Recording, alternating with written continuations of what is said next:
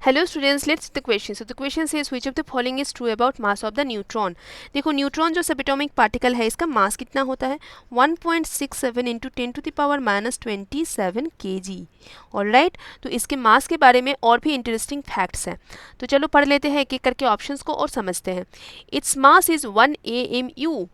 This is true. अब इसको थोड़ा समझते हैं. देखो 1 AMU का मतलब क्या है. 1 AMU का मतलब है 1/12 of mass of one carbon 12 atom.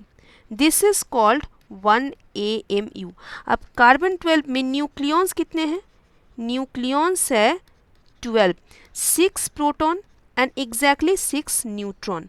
ठीक है, तो इसके जो है ना मास ऑलमोस्ट इक्वल होता है एक प्रोटॉन एंड एक न्यूट्रॉन का. तो आपको एक और भी इंफॉर्मेशन मिल गया कि ये जो मास आपको दिखता है this is almost equal to that of 1 proton as well. Right, तो 6 प्रोटॉन एंड 6 न्यूट्रॉन का जो मास है टोटल मिला के जितना होता है उसका अगर हाफ कर दे तो एक न्यूट्रॉन का मास के बराबर हो जाता है.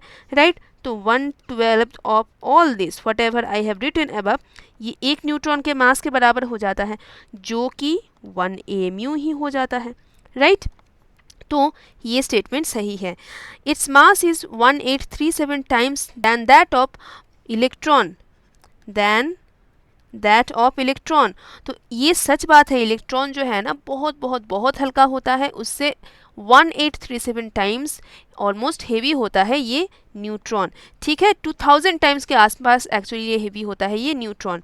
सो this is also correct statement. Its mass is equal to a proton. अभी मैंने आपको बोला almost equal to a proton actually. So this is also your correct statement.